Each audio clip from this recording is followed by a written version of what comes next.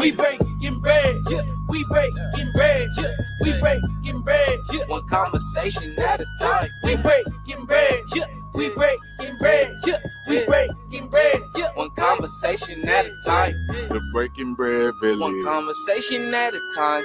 The Breaking Bread Village. One conversation at a time. Hello, everybody. Welcome back to the Breaking Bread Village. Really excited about having this conversation today. I've actually been really excited all day because this is really important to me. I'm very passionate about this topic. I hate discrimination. I hate prejudices, and I know we all have them in one way or the other, but hopefully we'll be able to use this platform tonight to kind of remove some of the misconceptions about Islam and just kind of speak some truths and then actually hear from people who walk that life, you know, and walk in that journey and can speak about it personally, some of their experiences, and maybe it'll open up some of our eyes. Hopefully that's the point for the night. So anyway, I'm going to bring on our guest so we can go ahead and get started with the conversation. So I will bring on Miss Umbreen. Welcome. Hi, Erin. Thanks for having me on. My name is Umbreen Jamil. I am a resident of Midland, Michigan. I've been here about 20 years now. Wow, it doesn't seem like it's been that long. I live in Midland with my husband, 4 kids, my mother-in-law, and my parents. Awesome. Well, welcome. Hi there, Erin. Hi, Umbreen. Hi, everyone. My name's Nadeem Lodi. I'm originally from the UK, but I've been living here for the last 8 years. Very happy to be on your show. Awesome. I'm really excited. Honestly, genuinely from my heart to have you guys on here today. I was sharing with you guys earlier off camera, just some of the things that have touched my heart in regards to the way Muslims are treated at times, based on, you know, assumptions that people have, different myths that are out there, and just kind of ignorance that people just don't know, you know. So tonight, hopefully we can kind of, you know, dispel some of that and kind of talk about it. And you guys also can share your experiences to try to help people be more aware of the things that we say and the things that we do that impact other people's lives.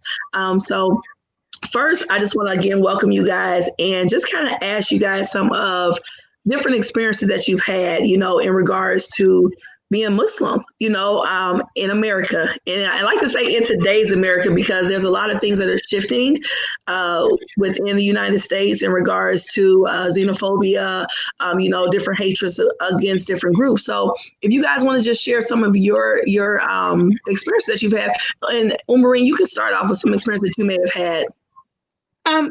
I feel I'm blessed that overall, so I'm going to talk just primarily about Midland because that's where I've been the last 20 years. So it's just easier to focus on that. Primarily, I've not had any negativity, honestly. I mean, I think it's been a great place. You know, my husband and I were involved in building the Islamic Center, getting the Muslim community together, just sort of establishing ourselves. And other than the last few years, maybe, things have been pretty fine. I mean, people have been very well receptive and very nice. Now, I'm not saying that they all necessarily understand the ins and outs of Islam and know all that, but no overt, you know, negative experiences overall. The last couple of years, 2 to 3 years, have been maybe a little different. I was at Walmart one time in the parking lot where a gentleman didn't like the fact that I was covered, so told me I need to go back to my country, and you know that I live in America, so why would I be dressed the way I'm dressed? There was a kid in middle school that called my eldest son a terrorist one time. It was a joke, though. I actually honestly do feel that the kid was probably joking, not realizing how that's something you don't joke about.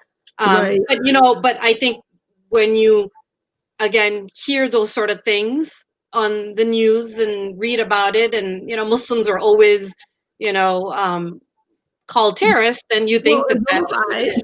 Exactly. Yeah. Yeah, yeah. Just like a few weeks ago, I actually got a Facebook message by someone I don't even know. I've been doing a lot of stuff in Stanford with the Islamic Center since the flood. Yeah. And so I got a Facebook message by someone, don't know who it is, but just basically said, go back to your country. And I'm like, don't even know who you are, but not even going to respond to that? Okay. So, Right. yeah. But that goes to show, and then I'll let Nadim go. But that goes to show the ignorance too and the assumptions, because you're from here. You're from Ohio, so Yeah. it's just so interesting that people judge you based on what you look like. And I just want to point this out too. One thing I've always noticed is that, especially in movies, especially in the last recent couple years, I'll say last 8 to 5 years, a lot of movies, the character that's the evil one, or the one that's, the bad guy, is always, a Muslim, or someone from, the Middle East. Or so a lot of people have been programmed to see things that way anyway. So, and go ahead, Nadim, can you tell me some of your experience that you may have had happen to you? Again, most of my experiences are fairly positive. Nobody kind of relates me to a Muslim until I tell them. And I sometimes make a point of telling them, so they can see, okay, you've connected with me, you're doing business with me, or you're friends with me, or they want to invite me to a bar and hang out with me, but I will make a point of telling them I'm Muslim. And I will joke around with them as well.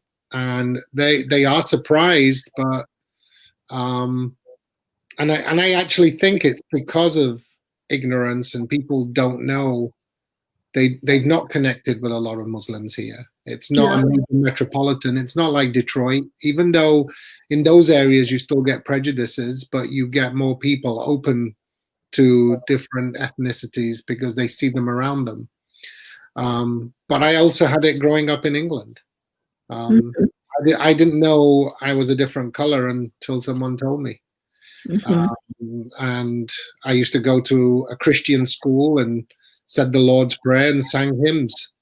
It's only when I went home, I had my nana teaching me the prayers in Arabic and the Quran and stuff like that, but I just thought it was normal. So, but fairly positive. But I do see the ignorance.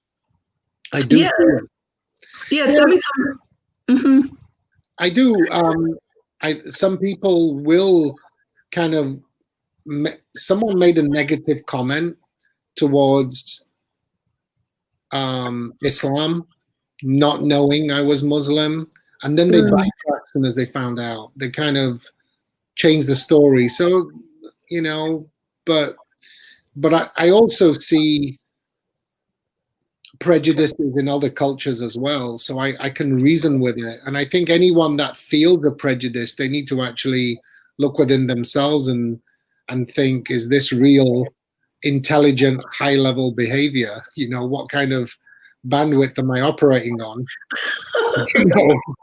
Because maybe I need my IQ testing as well. But anyway, that goes on to another. I don't want to create those superiority issues as well, but there is the ignorance and intelligence. I think there's a So how has that impacted you all, or people that you may know? Because we would really do this an injustice if we didn't speak about some of the things that people are going through right now. Because we've been because even myself being a Black woman, I've been pretty.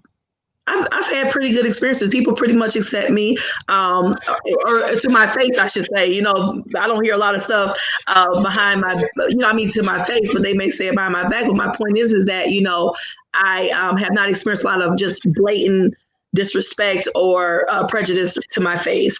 But it is happening in the Islamic communities. I mean, all over the world, we see different masjids being burned down, or threatened, or people getting beat up, or harassed. How has that impacted just Islam as a whole? Because I know some women that I've had conversations with that don't cover because they're afraid of the backlash. So how has that impacted? And maybe Umber, you could speak to that as a woman. How has that impacted some women within Islam? Oh, absolutely. I think, especially after 9/11, there were Muslim women who feared for their security, the security of their children as they went out, and decided to take off their hijab. You know, some permanently, some just for a short amount of time. Um, I guess when I talk about it, so obviously, I mean, hijabi Muslims are a minority in Midland, right? There's probably Yeah. just a hand full, but um, I think the way I've gotten through it is making very good friends in the non-Muslim community.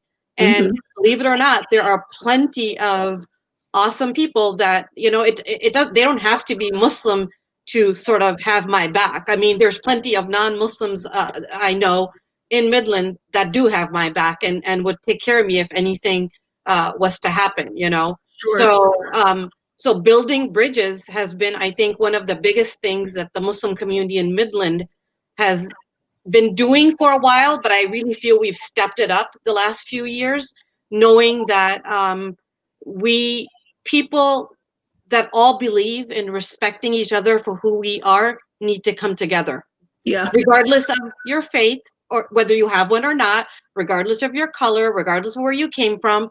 So that's, I think, been a strength of the Islamic Center and the Muslim community in Midland during the last 4 years. I mean, we've made a lot of friends and we've done a lot of, you know, this is our home. This is our community. So whether the work we've done in Midland or the work we've done in Sanford, whatever we've tried to reach out more, you know, and some will argue, you know, why is the burden on the Muslims to reach out? You know, why not all those people out there that don't know anything?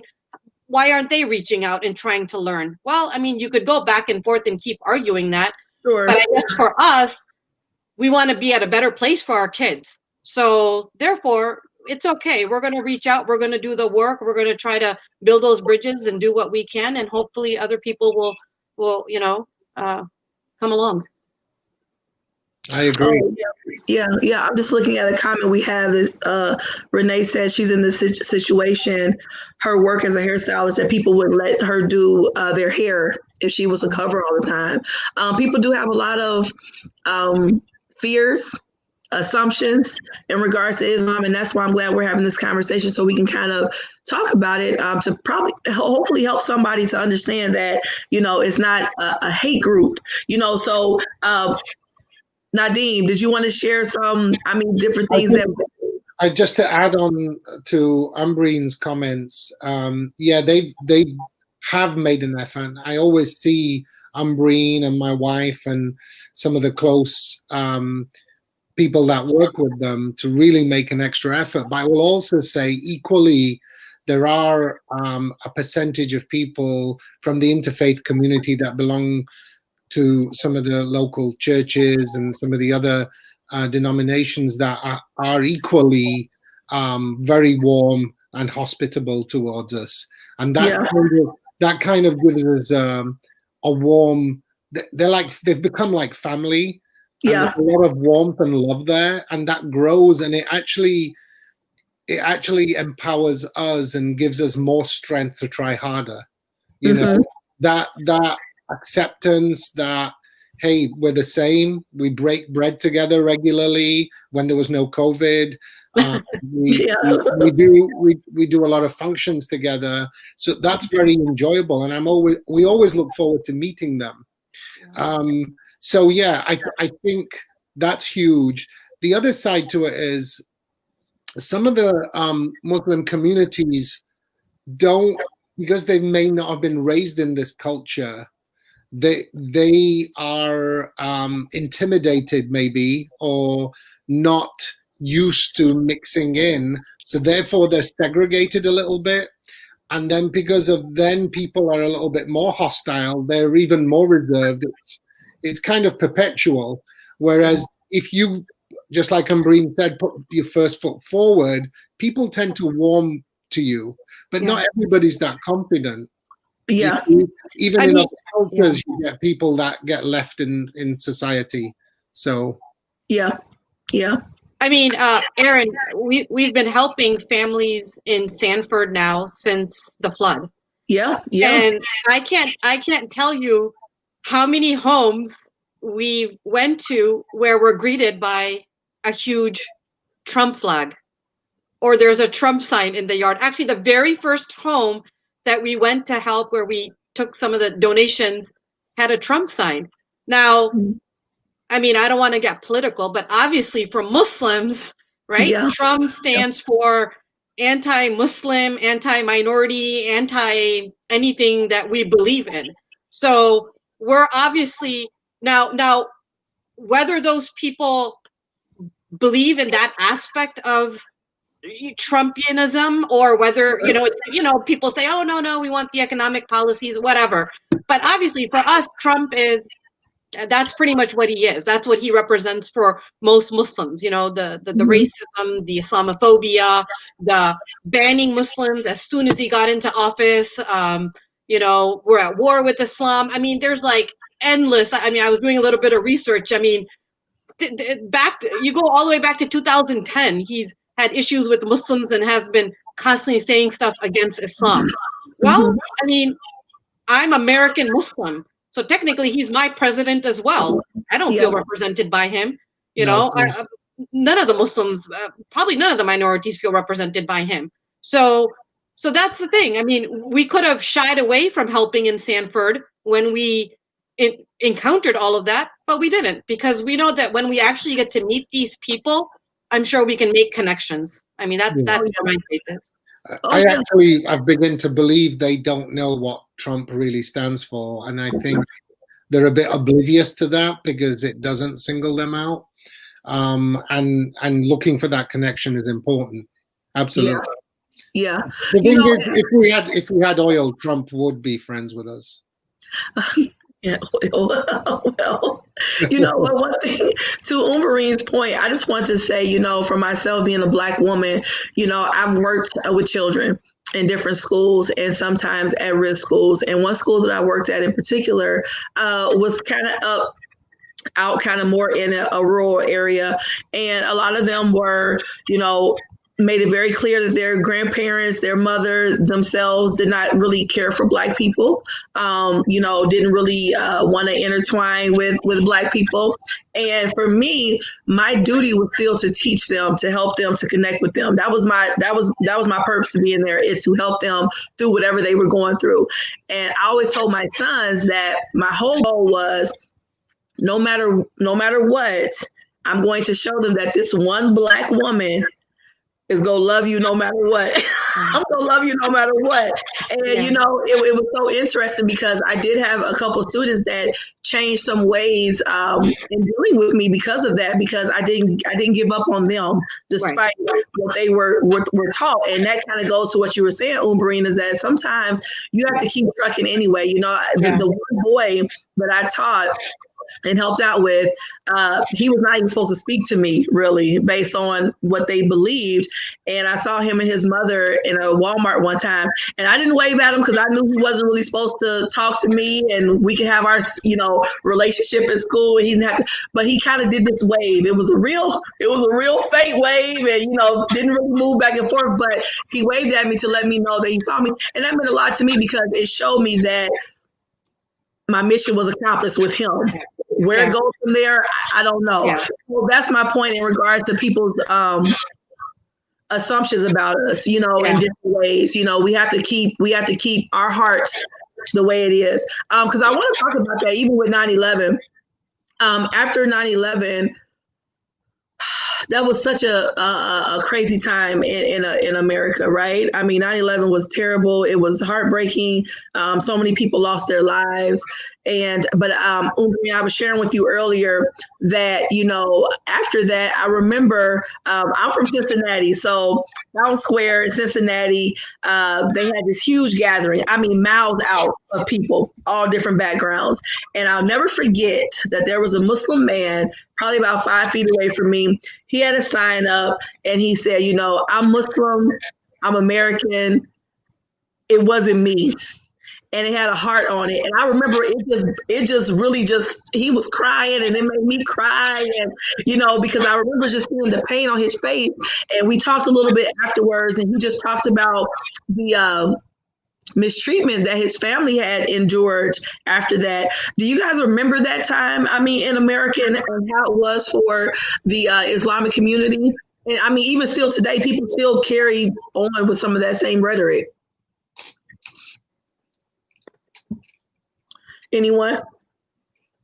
I do remember that time, and so Aaron, so we've been seeing this like since I was young, and I went to schools in Akron, Ohio. The whole putting Muslims in a monolithic category. Like when you talk Muslims, people think they're just all one big group, and they're all identical. They all come from the Middle East. Yes. And they all carry swords with them, and that's what they do. If you're an infidel, they kill you, and then they move on. So so I mean, I guess I don't think any Muslim was shocked at the backlash that Muslims experienced after 9/11, because we don't tend to look at each individual person representing themselves, and when Timothy McVeigh blew up that building, never did we say, well, all white males, they're terrorists, so we better be careful of them, right? So but Muslims are just, it's different, and it's still, I mean, like, it's been 40 some years, and it's still the same. So so yeah, I don't think any of us were surprised, but I will say that I grew up in Akron, and so the Akron community, the non-Muslim community, was very good to the Muslim community. And that happened in many communities where Muslims have relations with their local community, that those local community members were coming up. They were protecting the mosques, standing outside during prayer. I mean, they, there was a lot of good was happening that way. So that's the silver lining you have to look at. When all the ugliness is happening, where are the connections being made? Who's standing up for you? What kind of community are you growing? So no, I agree. I definitely agree. Nadine? I think a lot of the biggest issues we have is the media narrative since 9/11. Not all channels, not just Fox. They jump on the bandwagon, and it's irresponsible, even if they're, and again, just using the same example as Timothy McVeigh. Is it Timothy McVeigh or whatever his name is? Right? He's a terrorist, but nobody allies right wing and Christian. They separate that. Whereas with the word terrorist, they say Islamic terrorist. So straight away, that Islamic, they never say Christian terrorist. So that gets branded. Then people drop the terrorist, and then Islamic's left, or Muslim terrorists and Muslims left. And that's our leader, because if this level of community doesn't understand people and are ignorant, then it's up to the leaders to enlighten them. That includes church leaders, pastors, media leaders, presidential leaders. It's their responsibility. And because there are going to be silos of people that are not open to the outside world, so we've got to bring that into them and let them see that. But as far as I always have hope. I've always grown up with hope. I've never had negativity towards any people. I grew up, I had Catholics, Irish Catholics as my neighbors, and they were very close with my mother. So very close friends. And so I always saw the ignorance of what it is, and I never allied it to a community. So I have hope that we can, just like what you're doing now, if we can. Unfortunately, the ignorant never tune in. But anyway, that's another story. They might happen upon it on YouTube. We always go into faith events and teaching Islam events, and it's like preaching to the choir. I know. But I always look at it this way, that somebody who is in tune with this may be watching at their house, and then one of their kids hear it in another room, and it teaches them something for our next generation. I try to live in that type of optimistic mindset. With that said, I really want to talk about I don't know what that. Okay, I really want to talk about Islam as a whole. What I'm hearing a little bit of feedback. What is that? Let's see. I'm going to just try this real quick and see if that helps. So I really want to talk about Islam, the I guess fundamental principles of Islam. I really want to just talk about that because I think a lot of people don't understand what it is because, as you all both stated earlier, and you know, even like I said, like in movies, people have this certain negative imagery of Islam. You know, when you speak about Muslims, they look at terrorists, they think ISIS, they think, you know, bombs, they think all these different imageries come into our minds. But, you know, for me, I see peacefulness. I see love. I see community. I see, you know, breaking bread together. A lot of people may not know, you know, I did practice Islam for a few years, for quite a few years, you know, and, you know, I learned a lot and I carry a lot with me today because there's so many beautiful fundamental principles that I learned and that have become a part of me from Islam. And, you know, so this is very close to me because I've got so many really beautiful relationships, so many memories, you know, togetherness. Now we can have another conversation one day about being a revert. Sometimes being a revert is not always, you know, it can be hard sometimes, and that's just to be honest, you know, because people don't always accept you in that regard. But I want to talk about the basis of Islam and just some of the beautiful parts about it. So you know, Nadim, if you want to kind of talk about maybe the pillars, you know, of Islam, and then Ibrahim, you can add in on that as well. So yeah, I mean, we have the 5 pillars of Islam, which they're there for a purpose. And basically, for those people who don't know, it's prayers, it's fasting, it's the oneness of God. It's the pilgrimage, and it's zakah, which is giving charity. Okay, so they're and there's a reason for all those, and we might not have enough time to discuss all those reasons, but just a side note to Islam, there's very, very little difference. Again, looking at connections, it's almost, you could say it's, do you know how you get software updates? Mm-hmm. Phone updates. Islam is like an update of the Abrahamic religions. Mm-hmm. You know, you started off with you know, in the Old Testament, you've got Adam, you've got Noah. There's some of the older prophets. Then Moses, and then you've got Abraham. Okay, Abraham's actually Abraham came before Moses, but you had the lineages from Abraham. And we have all those stories in the Quran and the lessons behind those stories. And sometimes those lessons aren't as apparent reading them in the Bible as they are in Islam, because there's a narration with that actually tells you to learn from these lessons. For example, the story of Joseph. That's a very long prophetic story through many experiences, and there's a lesson at each stage.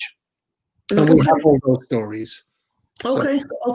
Yeah, and if you guys can kind of touch on, thank you for that. If you guys can touch on how those 5 pillars kind of, how do I want to say it, kind of associate to your way of life. You know, how do you apply them to your way of life and in your belief system and how you treat others? Ibrahim, did you want to add to that?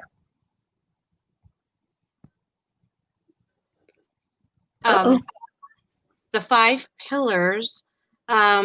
Okay, so the primary purpose of a Muslim is essentially, we believe we were put on this earth to worship God. So everything that we do is either worshiping God or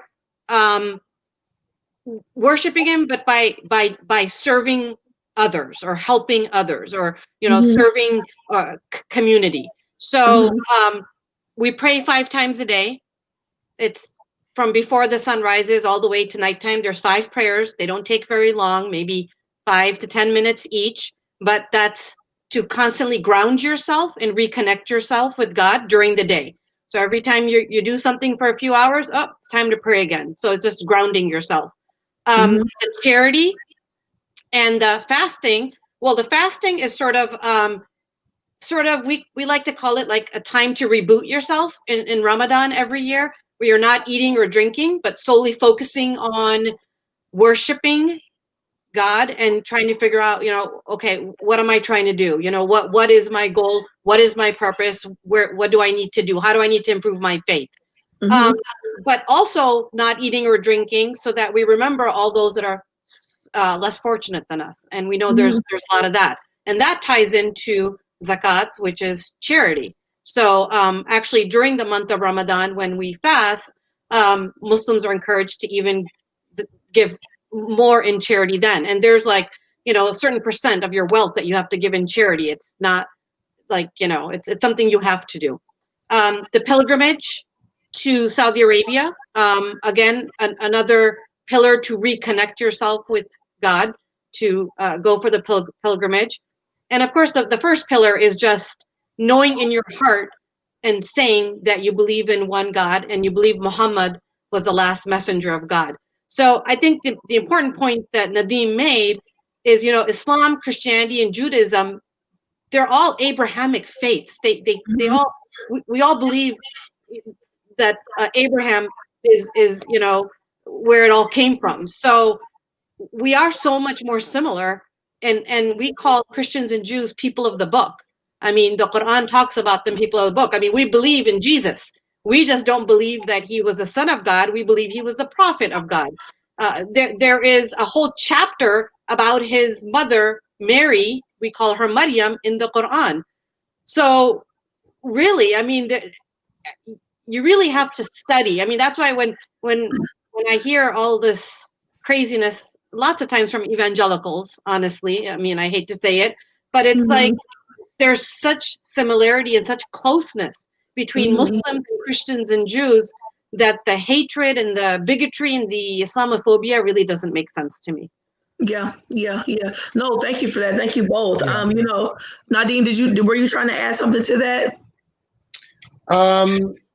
I think just to make a couple of points, Moses, the name of Moses is mentioned more times in the Quran than any other prophet, including Muhammad, peace be upon him. Just to make a point of how these other prophets that are quite familiar through biblical teachings, how familiar they are to us, and all the stories and the second coming of Christ. Jesus is prophesied. So all the things are quite similar, but some of the technicalities are slightly different. Yeah. Which we try not to, because we believe the oneness of God, and He has, he has no one, no father, no child. You mean in regards to the Trinity, in regards to Christianity. Right. And therefore, we try not to belittle our Creator by giving him a child, because then technically, with the same reason, Adam's a child as well, because he had no mother, Yeah. So, and there were certain things that stories in the Quran that when Jesus was born, he actually spoke at the age of when he was first born, because people were accusing his mother of nefarious having a and therefore he spoke to for his mother. And there was also other animals that were born around the vicinity without conception, just to show that if God wants it, if he says be, it is. Okay. And, so there's a lot of, I mean, I would say, if nothing else, if people read the stories and maybe even read an interpretation with guidance on the Quran and the meaning, it's quite interesting. I still find it interesting. It blows my mind. Yeah. Things and I know Ambreen, when she was touching on the 5 pillars, I'll just pick on one, which is fasting. Sure. nowadays all the scientists are saying fasting's really good for you. So not only is it spiritual, it's very beneficial. Which it is. Yeah, Scientifically proven. Yeah. The prayers are very beneficial for you. Standing up 5 times a day, having prostrating and having your heart below at a low point is beneficial for the chambers of your heart and the circulation. So there's a lot of things that happen that are narrated in the Quran, and there's hadiths that give you a little bit more guidance. Their kind of narration and the teachings translated so the average layman can understand what everything's about. Because the Quran itself, without somebody with scholarly teachings, it's very difficult sometimes to interpret. It's like sometimes reading Shakespeare. Yeah. It is very poetic that way. Yeah. Yes, it can be. Yeah. Go ahead, Umbreen. All I want to say, that's a really important point, because a lot of haters will open the Quran and they'll find some verse completely out of context. They don't know the story behind it. They really don't understand the nuances of the Arabic language and how rich it is.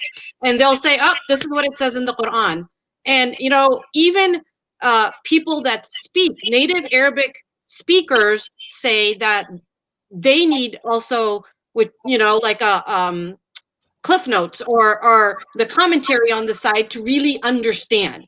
So I never recommend to anyone that wants to read the Quran that you just sort of just go and just read it. No, please, read the commentary and stuff with it so you actually understand and when the verses were revealed, what was happening at that time, to get a better idea.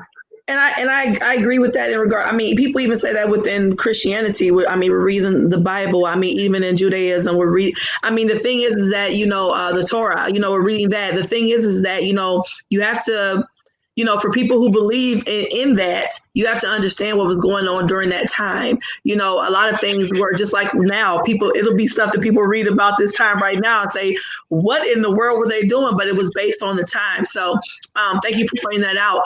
And I just want to let people know, especially our viewers, that this is not like this one is better than that one, or this is this is just their truth, and the journey that they are on and sharing this. But I really appreciate you guys for being so open and transparent about speaking about the Islamic faith and your walk, because I think there are a lot of misconceptions, a lot of myths that are spread that are not the truth, in regard to Islam, and I really want to, Umreen, I'm glad that you touched on, the giving back part of it, the peacefulness part of it, because I think that's missed sometimes in some people's narratives in regards to Islam, and just that whole purpose of, we're here to give back. If you guys want to talk a little bit more about that, just some of the stuff. And Nadeem, I want you to talk about the interfaith circle that you guys do. I want you guys to talk about that too, because Umbreen, you did speak about that earlier in regards to kind of reaching out to people of different faiths, different communities, different backgrounds, which we all should be doing that. I think we all should do that. We all should want to know who our neighbor is. We all should want to know, people's backgrounds and their, just the basis of who they are. So I appreciate that. So if you guys want to talk about a little bit more about giving back, and then Nadeem, if you want to talk a little bit more about the interfaith circle.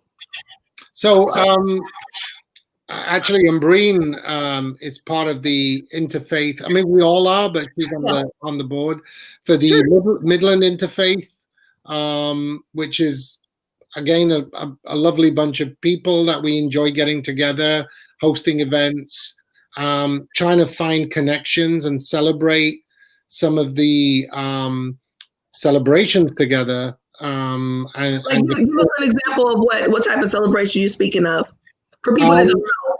I think I'll let Umbreen hand over to. Yeah. Well, before I talk about the interfaith, I just want to mention one thing. There have been tons of studies done. I think I was reading one earlier done by Georgetown University. Okay. And they had some sort of a Islamophobic index. So they were trying to gauge how Islamophobic somebody may be, where they hate Muslims or fear Muslims and so on and so forth. And the one interesting thing about that study was that the higher the number that you scored on that index, meaning the more Islamophobic you are, the follow-up question was asked, well, do you know a Muslim? Or have you ever met a Muslim? Most of the time they said, nope, never met a Muslim. No, So, that's the truth. It's the truth. yeah. So, Yeah. so if we can get anything out of your podcast today, it'd be like, for God's sake, if you fear a Muslim, reach out to us. Because I'm telling you, we make good food. We love to eat. We will have you over for dinner. You will not hate us anymore. But that's the whole problem. So I think it was based on that premise that this interfaith group was established in Midland. Believe it or not, it was 2 women from Blessed Sacrament, which is a Catholic church in town. One of them I'm very close to, and she called me after Trump won the election. And she was and this, she's in her 70s, late 60s, and she was so distraught. And she said, Ambreen, we need to do something to counter this election. So she's like, we live in Midland. It's a small town, but we got to figure something out. So that's how this interfaith group started. But it was an interfaith group. Part of it was, yes, we want to get to know each other. But the other part of the interfaith group was we want to serve together.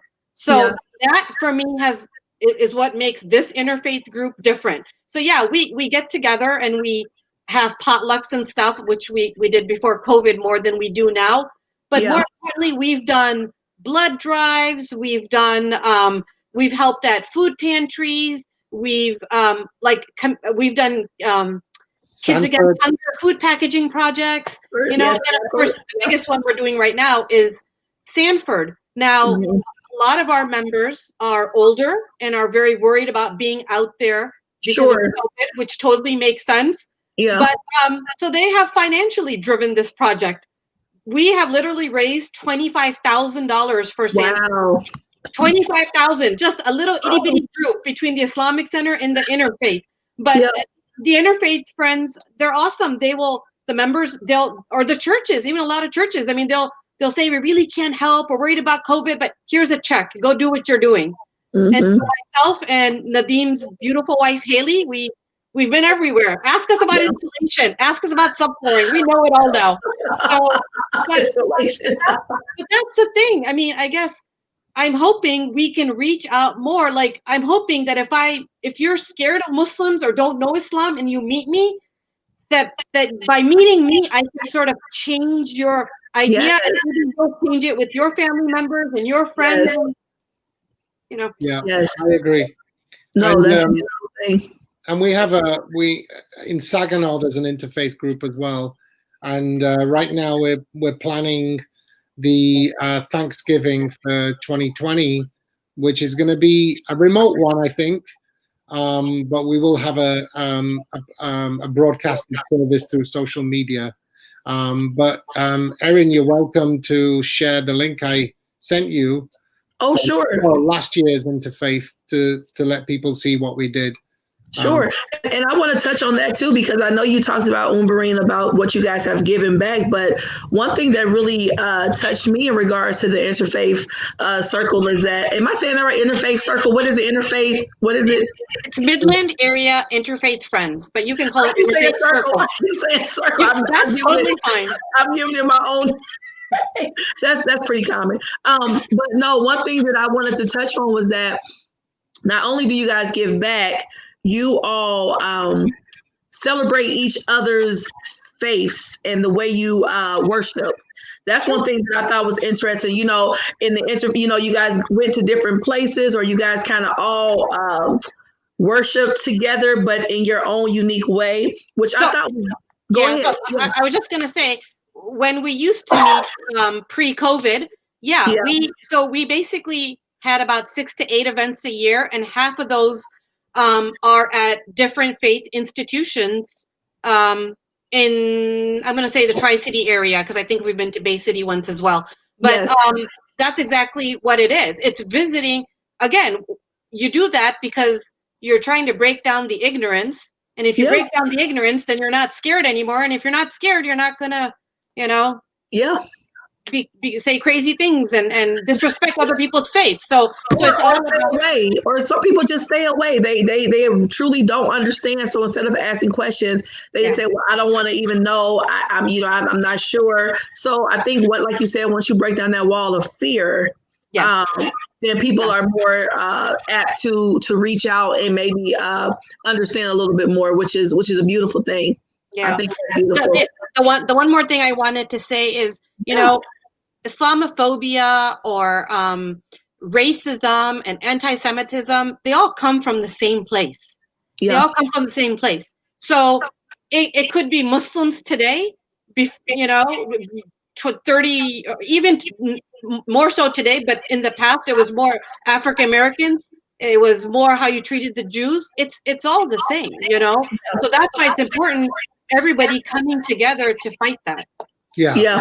I think we've got to stay united, the non-ignorant, to combat the ignorant and show them some light. And there's some people that aren't going to see the light.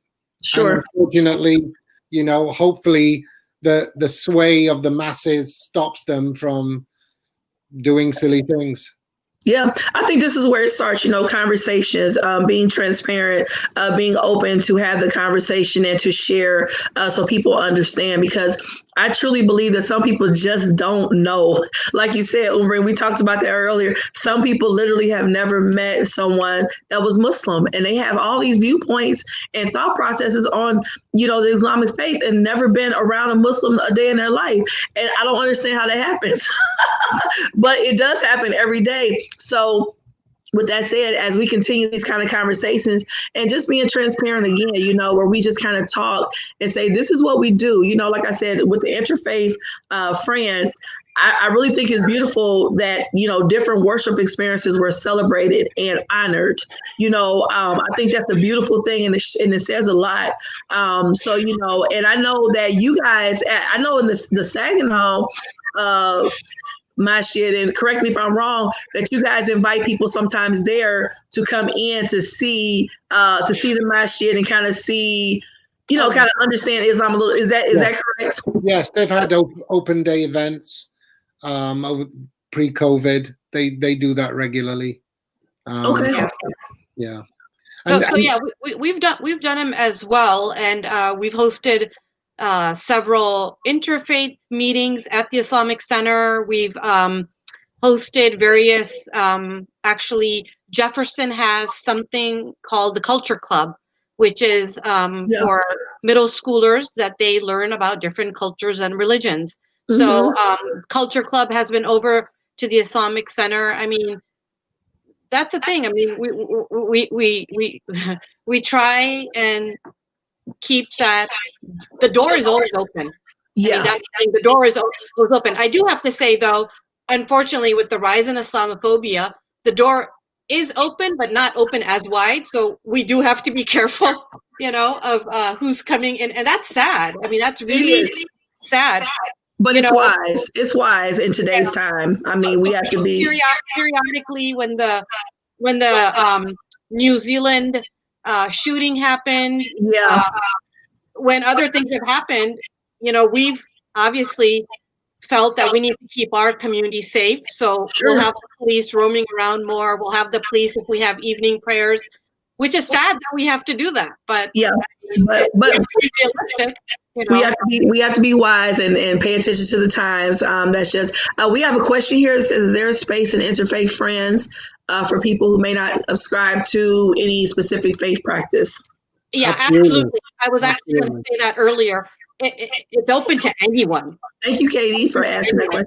People that ascribe to a faith, don't ascribe to a faith. I mean, people that just want to break barriers, come together and do good. That's basically what we're all brothers and sisters, and live and let live. Yeah. Yes, live and let live. Yeah. Yes. And talking about prejudice and racism and everything, I think some of the biographies of Malcolm X are very good to read, because he sometimes gets forgotten in the civil rights movement, but he had a lot of battles within his own faith as well as with the civil rights. So he's a great biography to read. Excellent. Yes, that is very true. Well, we are getting close to wrapping up. I want you guys to give me any closing remarks, anything that you guys would like to tell someone that may be one of those people that have never met a Muslim in real life, just seen one on TV, or has never really tried to reach out. What would you guys like to say, Nadeem? If you would like to give me some closing words that you would like to leave with the people. The people. The only time when faith comes into it, when we talk about faith.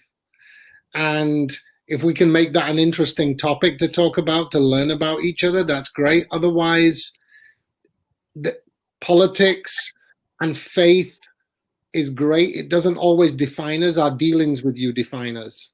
Mm-hmm. How we are with you. Our faith is our personal belief between me and God. But my dealings with you is what will define me for you. Yeah. And in that, don't you think that sometimes because of your faith or your belief, but even if it's your relationship between you and God, the principles that you're taught within that, it does help you deal with people in a certain way, right? I mean, because it's some people that honestly, if I was, if all my inner thoughts came out sometimes, I would probably run around doing this to people all day. But when they say, I try. I have to. That's why praying 5 times a day gives us a break, because it reconnects.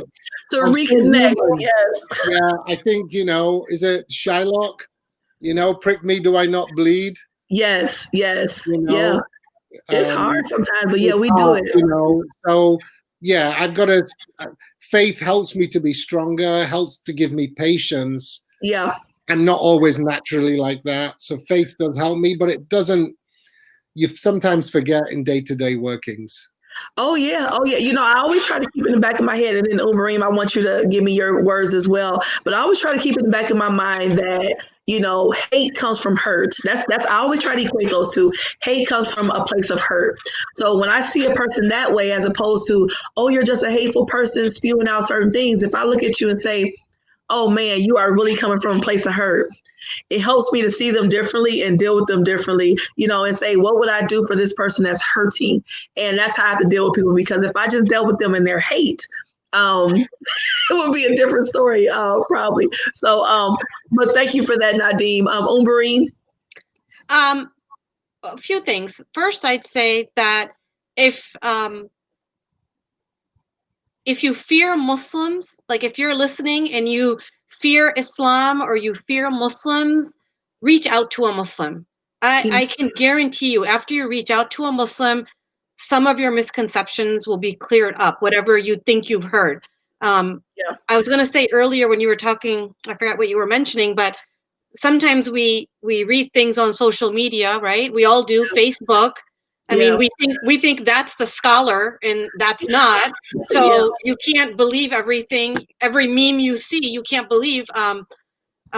Like Aaron, I mentioned to you, right? There's memes going around that it is a Islamic conspiracy to get people to cover themselves. This whole COVID masking. Like, believe it or not, there are people out there that feel that Muslims are trying to impose Sharia law by getting everybody to put a mask on. Like, I wish Muslims were that organized and that able to get their act together, but believe me, we're not. So my thing is, reach out to a Muslim. And the other thing is, when I do a lot of these non-Muslim sessions and stuff, sure, people always feel hesitant to ask questions. Like, they always preface the question like, well, we don't want to offend you, is it, but I want to ask, you're not going to offend us. Ask us anything. We would be offended if you don't ask us and instead turn on Fox News and have Fox News answer the question for you. So if you really respect us, find a Muslim and ask a Muslim that same question, because we want to educate. We want to get rid of the misconceptions, because it's going to help you grow.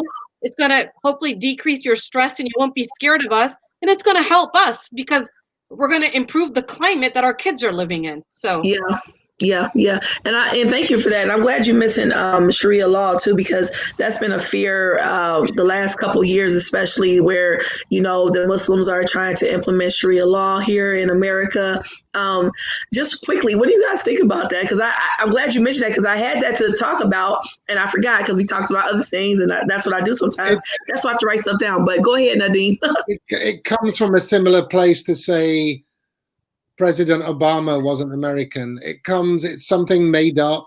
It's thrown there. It's said enough times for people to start talking about it. Don't know where it's come from. Don't know how it's even got into a conversation piece. Because for a while there, it was talked about regularly, where it was this fear of, people fear this rise of a black planet. People fear this rise of Sharia law taking over. It's this fear that I don't know where it comes from, where people have this fear of, these uprisings, these revolts are taking over. Aaron, something to remember is who's pushing it. Yeah. Who's pushing these fears? If you can figure out who's pushing that narrative, you can probably figure out why they're pushing it. Yeah. And as election time comes closer in the next 60 days, I'm sure there'll be lots of things we're going to be hearing. I mean, it was prior to the last election, we heard about, that Muslims were celebrating 9/11. I know, I hated that. We need to ban them. We need to have surveillance in the mosque because we don't know what's happening in these radical mosques. We need to create a Muslim registry. All Muslims need to be registered. So it's one group trying they're trying to make another group feel that they don't belong to them, and to sort of make their own group stronger. Like, we're all together and these people will take care of them. That's what it is. And there's a reason for it. It's obviously not based on faith or religion. It's based on power. Or even on goodwill. Yeah. I think it would have been nice if all the Muslims that died for their country in the war were celebrated and revered. Khizr Khan's son gave his ultimate life, and he speaks against Trump now. But who struck the first blow on that conversation? But there's so many Muslims that have died and fought side by side, and fought other Muslims for the country, gone into the Middle East and fought for the United States. America, why can that not be celebrated or talked about? And nobody talked about that. Or to talk about the Muslims that died in 9/11. Yes. That's there were many. Talked about. There were many. And that's why we're going to talk about it. That's why we're talking about it today. I believe that our one small step can do great things, and and that's why I encourage you both to continue to give back to the community. Do what you do, and this is not just for accolades or I hope you like me. That's why I do it. This is really your way of life. I know, Uberine, I know you genuinely give constantly. Nadeem, I don't know you as well, but Uberine, I do know. I don't give as much. Oh, yes, he does. Don't believe him. No, I need my wife to do that. Well, bless her too. And I do want to give a shout out to one of my friends, Shona. She's going through a lot with her mother. She is a person that is the epitome of, like, if you talk about a good person, she is that, all in one rap, so I want to give her a shout out. She is one of the first people that I met when I moved to Midland, had such a genuine great heart. So I want to give her a shout out and prayers for her mom and her family while they go through this time.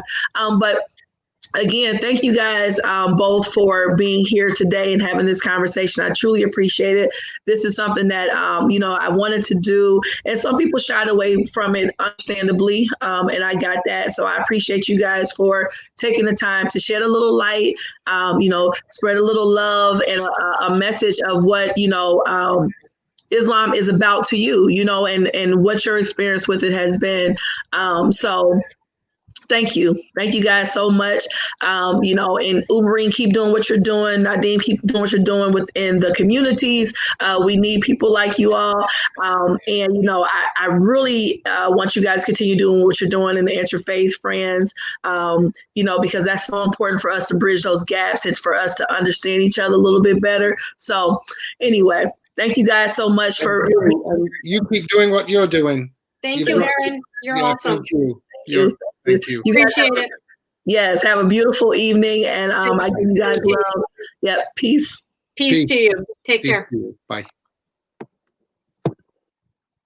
Awesome. That was great. Another great conversation. I really enjoyed that, you know, because this is something that I wanted to talk about for a while. And I talk about it in different circles, but I wanted to talk about it on here because there's a lot of different things that are spread that just aren't true, you know. So I just wanted to talk about it. So I appreciate Umbarine and Nadim for coming on today to share their truth and their journey, and just a little bit of joy too. So this was great. I really enjoyed myself. We could have talked all night. I know I could. I really enjoyed it. So yes, thank you, and thanks for everyone who you know, thanked us for doing it, you know, and for listening. And hopefully we can continue on with this message of love and understanding and dispel and take away some of this ignorance and the hate in the world, you know, one step at a time and one conversation at a time. So thanks again, guys. Have a great night. All right, bye.